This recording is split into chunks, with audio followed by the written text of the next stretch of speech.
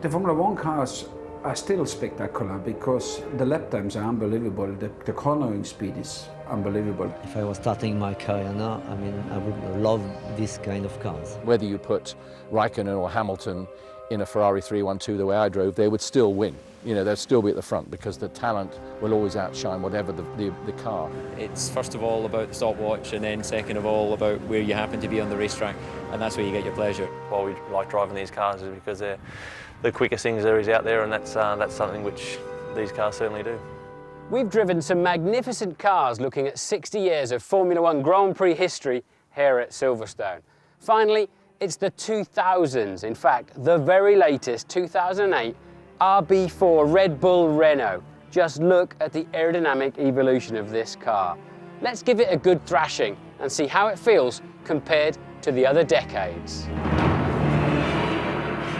A 750 brake horsepower, 2.4 litre, 19,000 rev-limited V8 Renault engine is bolted to a carbon fibre chassis which doubles as a driver survival cell. A rear-mounted seamless shift 7-speed gearbox directs the engine power through an electronically variable differential. The whole car is smothered with exquisitely detailed aerodynamic parts. Carbon fibre suspension and brakes helps keep the total weight of the car to just 605 kilograms, including the driver. The 21st century Formula One car, somehow aerodynamically complex, yet a piece of art all at the same time. It's actually a job to get in one of these things. There's so many aerodynamic pieces hanging off the side of it. You have to sort of choose your entry route into it. Otherwise you kick the side of it, which doesn't make you very popular.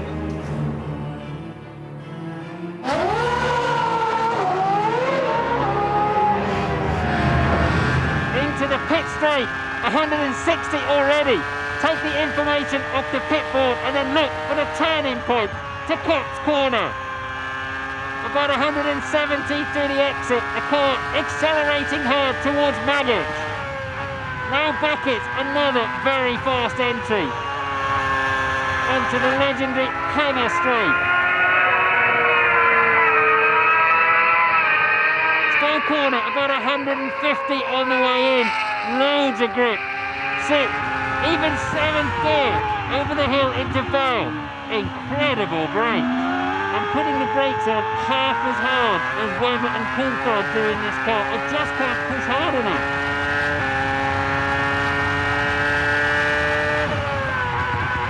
Down 4 gears, the nose just goes steaming into the corner. Straighten the car up. Bridge, look at this. See, even 7th on the exit. Prairie, about 100 miles an hour. Back end of the car, tries to step out. Don't need too much of that, thank you.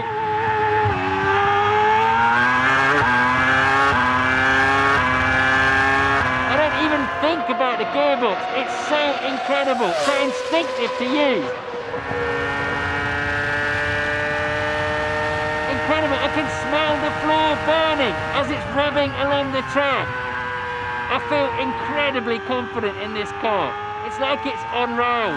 Not too much problem without traction control. I expected the back end of the car to slide more.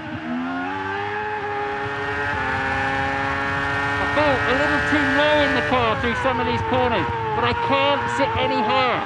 The hands device is pressed up against the headrest.